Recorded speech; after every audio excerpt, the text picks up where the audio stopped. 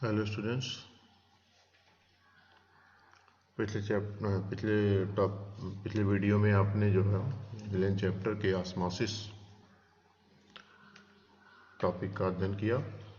अब उसी चैप्टर का अगला टॉपिक देखते हैं। अपसामान्य अणुसंख गुणधर्म एवं अपसामान्य अणुभार, abnormal colligative property and abnormal molecular weight. तो आइए देखते हैं क्या होता है।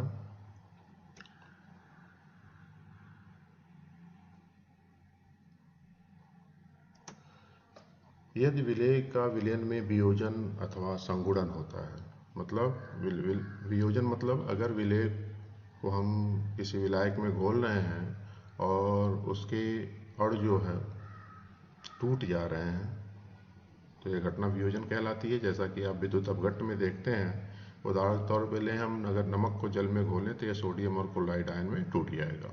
उसी प्रकार कुछ पदार्थ ऐसे होते हैं जिनका विलयन बनाने पर उनके अणुओं का संगुणन होता है।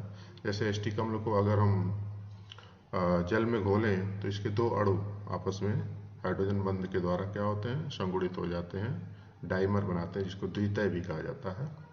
तो इस प्रकार के पदार्थों का विलयन बनाने पर अणुसंख गुणधर्म का जो प्रेक्षित मान होता है, प्रेक्षित मान मतलब प्रयोगों द्वारा निर्धारित किया जाए, एवं परिकलित मान का मतलब क्या है, तो जो समीकरण द्वारा गणना की जाए, कैलकुलेटेड, जिसको हमने डेल्टा CAL, कैल मतलब कैलकुलेटेड, और प्रेक्षित मान प्रायोगिक मान को डेल्टा OBS ऑब्जर्व नाम दिया गया है, डिनोट किया गया उससे।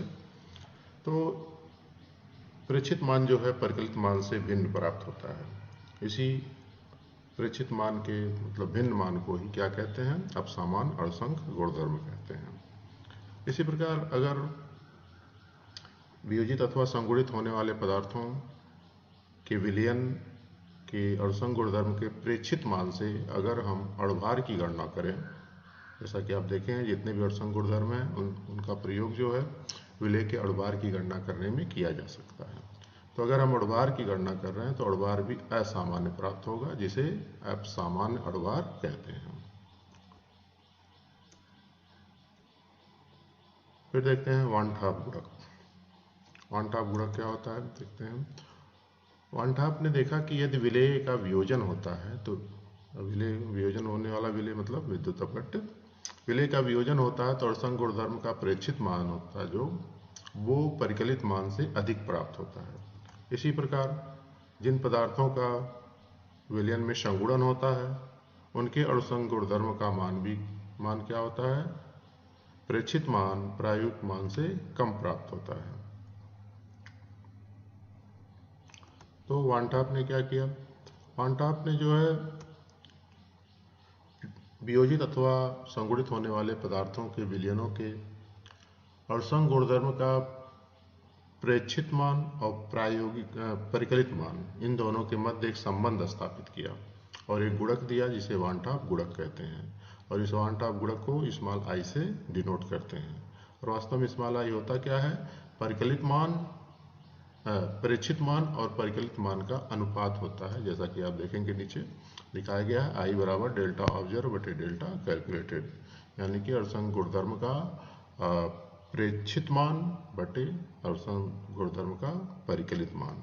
उसी प्रकार एक एक अणुसंख गुणधर्म को अगर हम लें तो जैसे ये डेल्टा TB है, ये क्या है, क्वथनांक में उन्नयन।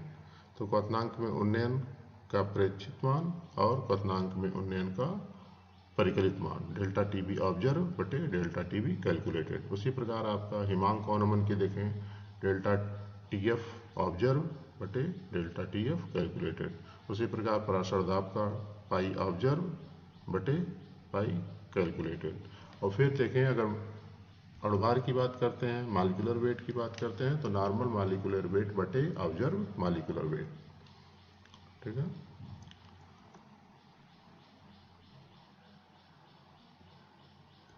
नेक्स्ट आते हैं, विलयन में वियोजित अथवा संगुणित होने वाले विलेय के लिए अणुसंख गुणधर्म के समीकरणों में वन टॉप गुणक को समावेशित अगर कर दिया जाए।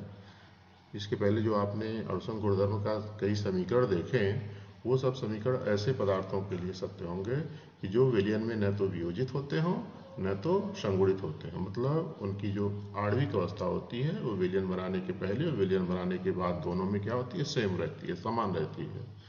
लेकिन अगर वियोजित अथवा संगुणित होने वाले पदार्थ हैं तो उनके लिए उन अणुसंघ गुणधर्म का जो समीकरण है उसमें वान ठाप गुणक को समावेशित करना पड़ेगा, तभी जाकर के वो वियोजित और संगुणित होने वाले पदार्थों के विलयनों के ऊपर लागू हो पाएंगे। तो समावेशित करने पर देखते हैं, पहला वाष्प दाब का आपेक्षिक अनुमान क्या हो जाएगा, P0 माइनस PS बटे P0 बराबर वान ठाप गुणक मतलब I इंटू विलेय का मोल प्रभाव यक्स सालूट लिखा गया, बराबर क्या हो जाएगा I इंटू स्मॉल n बटे small n plus capital N। उसी प्रकार देखें क्वथनांक उन्नयन का क्या होगा, डेल्टा टीबी बराबर आई इंटू के बी इंटू यम। के बी को आपको पता ही है, पिछले वीडियो में आपने देखा के बी क्या है, ये मोलल उन्नयन स्थिरांक है और यम क्या है, विलयन की मोलरता है। उसी प्रकार देखें हिमांक अनुमान डेल्टा टी एफ बराबर आई इंटू के एफ इंटू यम।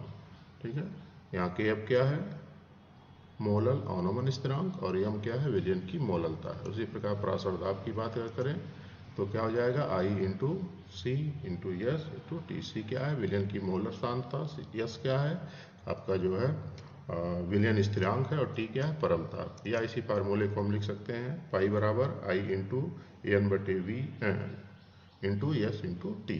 मतलब हमने मोलर सांद्रता को मोलों की संख्या बटे विलयन के आयतन के पदों में लिख दिया।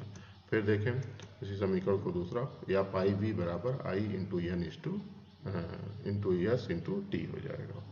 ठीक है, तो ये सब अब समीकरण, इन समीकरणों को हम विलयन में वियोजित अथवा संगुणित होने वाले विलयों के विलयन के लिए हम लागू कर सकते हैं।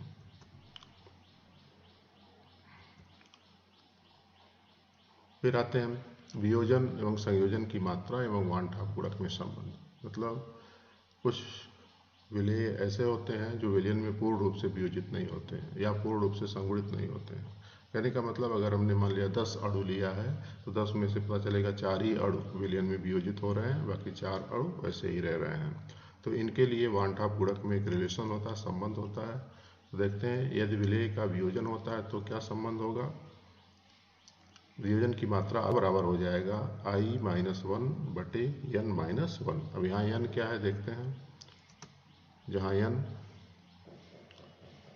वियोजन से प्राप्त कणों की संख्या, वियोजन या आयनों, वियोजन मान लिया विद्युत अपघट्य पदार्थ है तो आयन बनेंगे। जैसे सोडियम क्लोराइड को अगर जल में घोले तो ये 2 आयनों में टूटता है, एक सोडियम और एक क्लोराइड।